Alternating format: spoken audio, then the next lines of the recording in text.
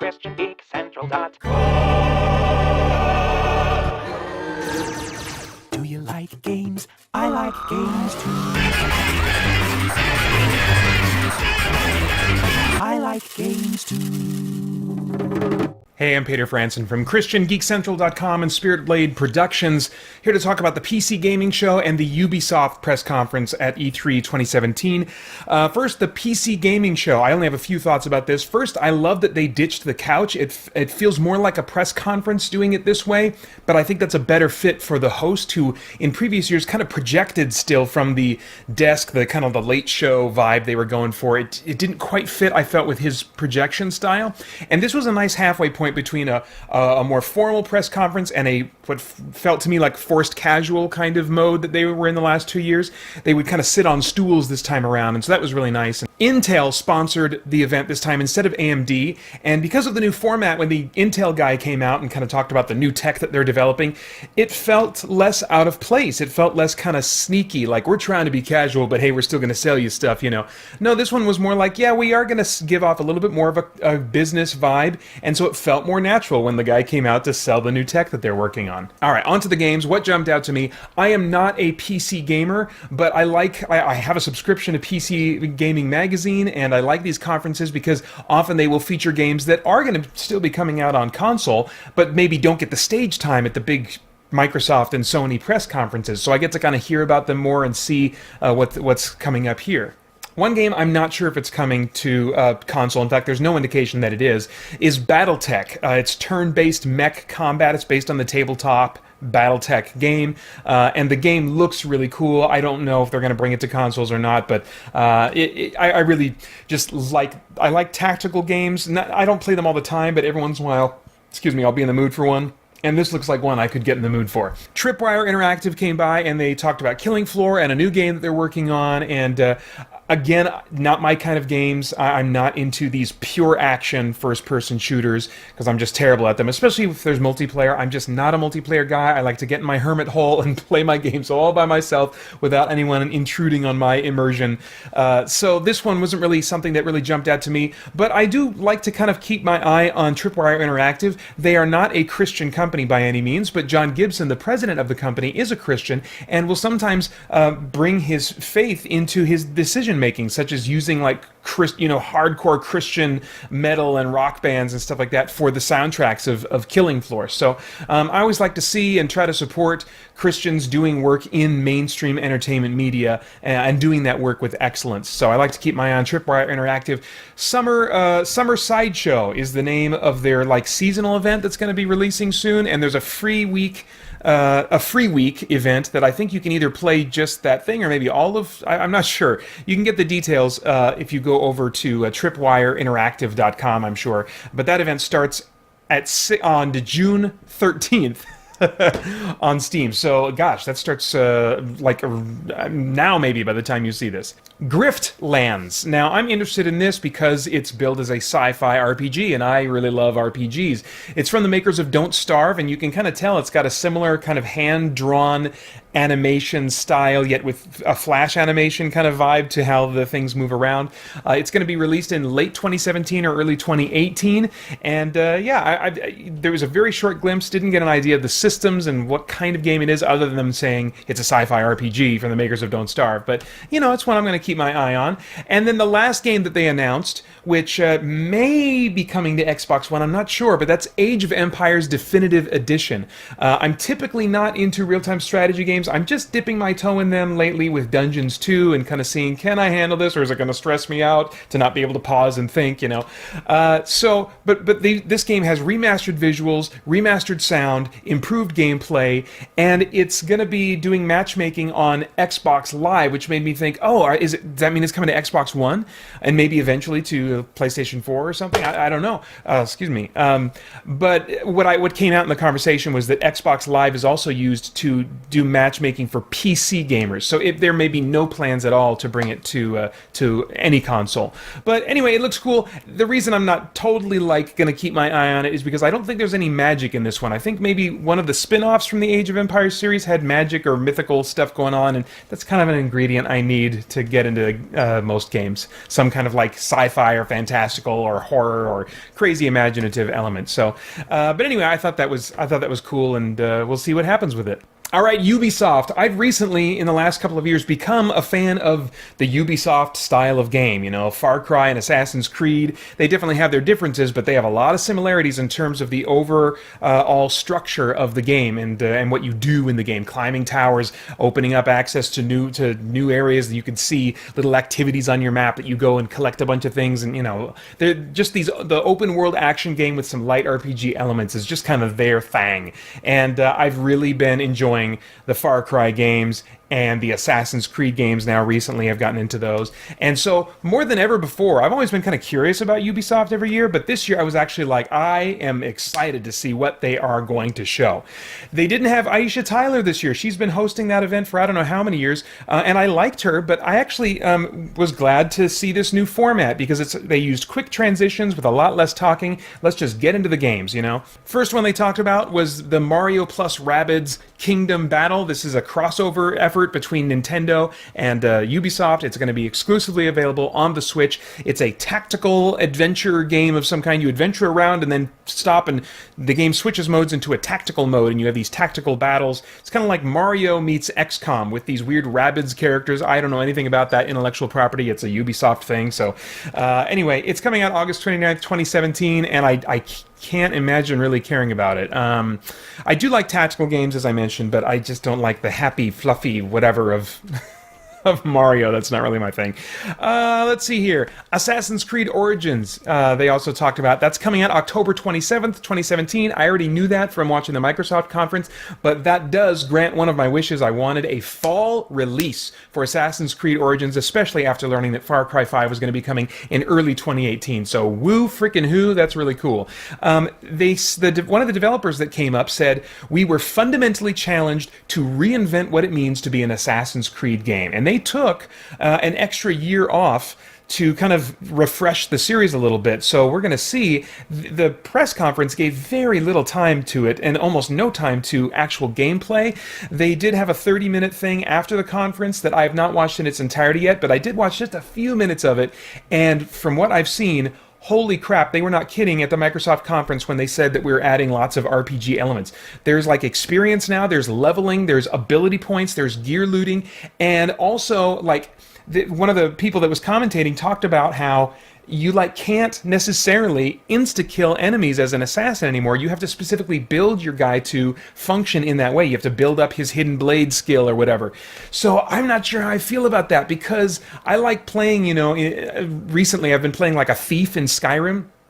But I miss, that if I haven't built my guy up a little bit, I guess I'm trying to do too many things at once, but I really like to be able to one-shot kill people and feel like an assassin, and I can't quite do that in Skyrim with the way I've built my guy. I don't want to end up, playing an Assassin's Creed game where suddenly I realize, oh crap, I built my guy the wrong way, and now I can't one-shot kill anybody from far away, So I'm a little bit nervous that might take like a core feel of the gameplay away from the Assassin's Creed series, but I'm probably still going to give it a shot. We'll see. They talked about The Crew 2, which is coming out in early 2018. I was curious about the first one. I never bought it, but this one is like open world vehicle racing. I don't know if racing is a part of it. That's the thing with Ubisoft in their conferences is they have these trailers that will like cast vision for something, and try to build hype, but they often don't get into the nuts and bolts of, okay, what is this game? How is it played? What are the rules? And this one, I'm guessing there are races involved, but I don't know if you have to succeed at a certain number of races to unlock various parts of the world. It's an open world vehicle game where you can fly in planes, you can ride in boats, you can drive cars, you can ride motorcycles. I mean, all kinds of vehicles all over the place, it looks like. But again, I don't know how open the world is if I have to like unlock certain areas by being good at races. That would kind of like make it a no-buy for me because I'm not necessarily good at racing games. I like Mad Max and just going around in the open world, crashing into other cars and stuff like that. If they give me an open world vehicle game where I can just go wherever I want, do whatever I want, use whatever vehicle I want, and I don't have to win any races, I'll buy that game. I will buy that game. They talked about Skull and Bones. This is a fall 2018 online multiplayer seasonal pirate game spun off from Assassin's Creed.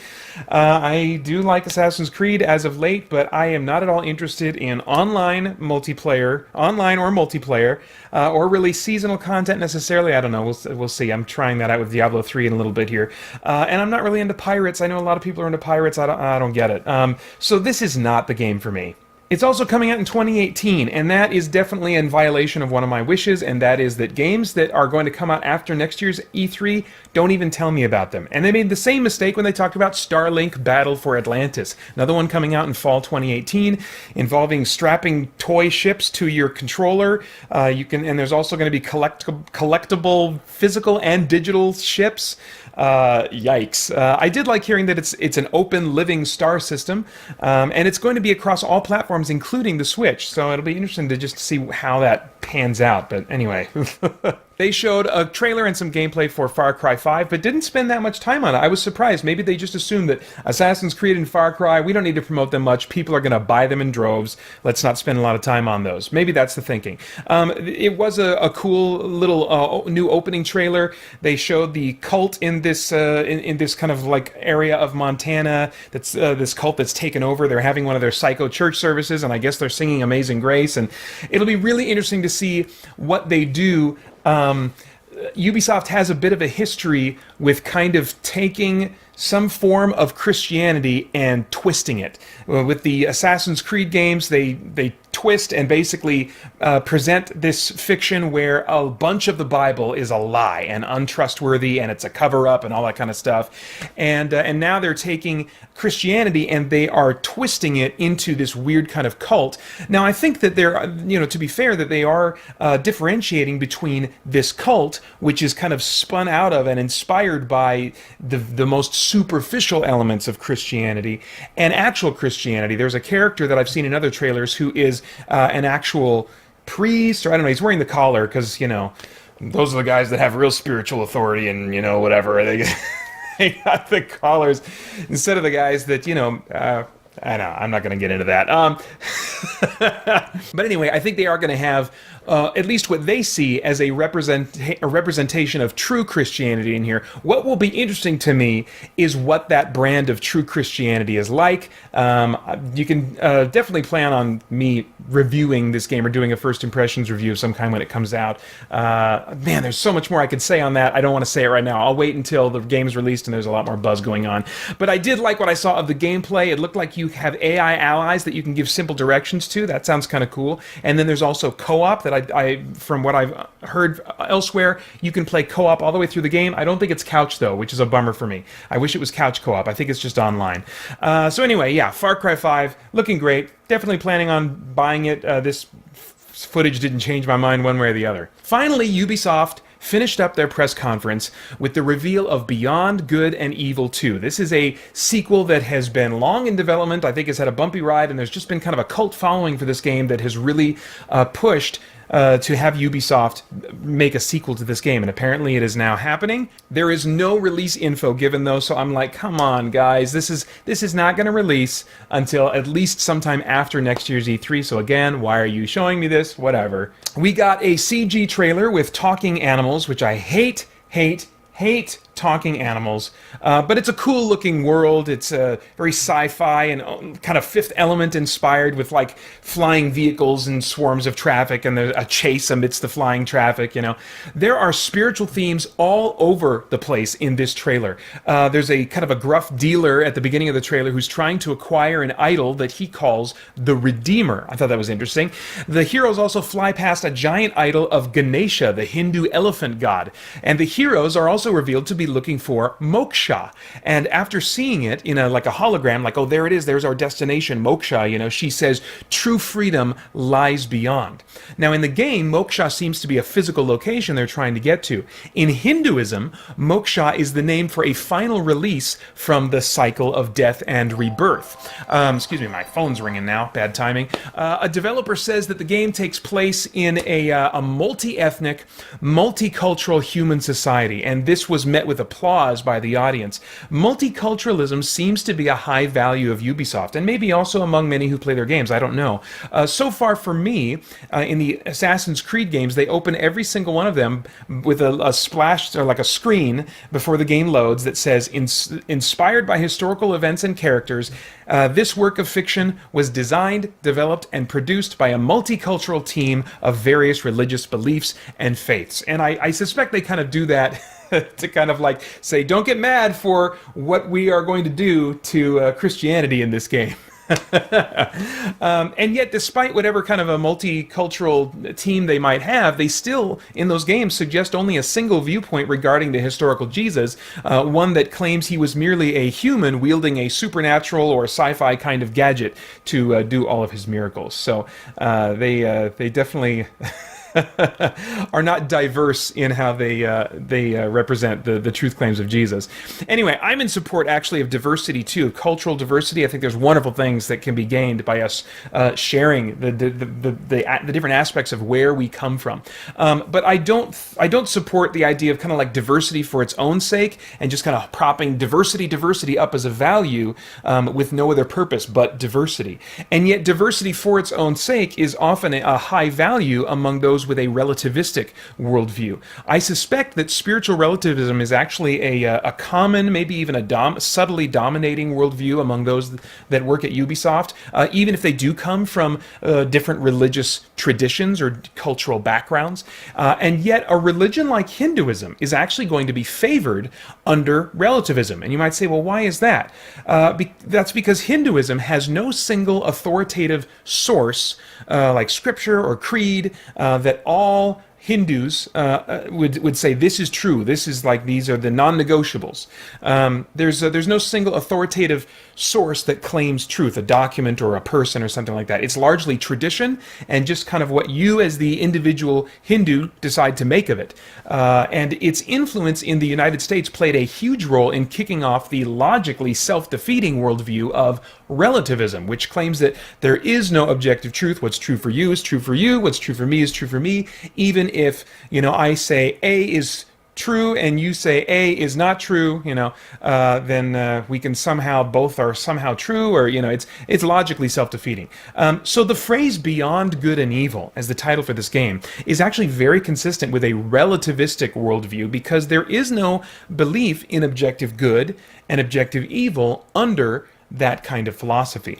So anyway, all of that together just says to me, boy, this seems to be an outworking of what I believe is the kind of influencing philosophy at Ubisoft. So it'll be very interesting to see what this game subtly or not so subtly promotes, or maybe they're just going to play with the trappings of Hinduism, and but I don't know. The heroes are trying to reach moksha. That's their goal, a physical location, and that clearly seems to be symbolic of the Hindu goal to achieve or to reach moksha. I haven't played the first game in the series, but now in light of all this kind of philosophical stuff they seem to be playing with, and the various truth claims they might be making with the sequel, I'm very interested. I might go back and check out the first one. Maybe they'll do a remaster. Have they done one already? I have no idea. Am I talking too fast? Let me wrap this up.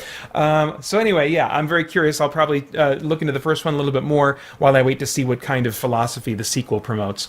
All right. Well, let's see. How did I do on my wish list? My Ubisoft wish list was very short. I only got one item on it, and that was the fall release for Assassin's Creed Origins. The other two things I wanted was assurances of some kind that there are no insta-fail missions in Far Cry 5, and the same thing to be true of Assassin's Creed Origins. Now, if Assassin's Creed Origins is going to much more of a action RPG type thing, like maybe a Horizon Zero Dawn thing, then I would guess those type of insta-fail missions will kind of fade. They'll use those less and less because those tend to be more action-oriented types of, mission type deals.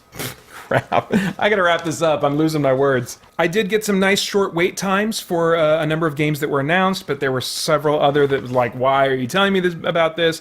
I got some CG trailers with little or no gameplay to go along with them.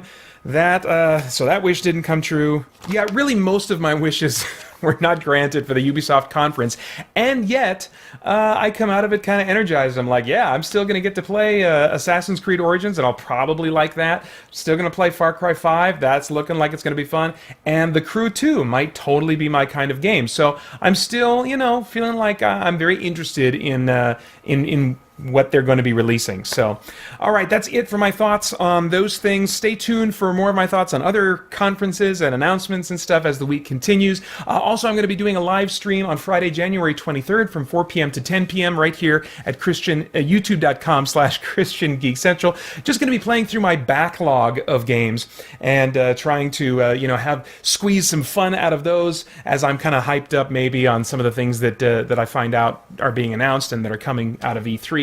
And it'll just be a chance also to hang out and talk with you guys. So I hope that you'll join me for that. In the meantime, I hope that you join us sometime over at christiangeekcentral.com as we continue to geek out and seek the truth. I got it.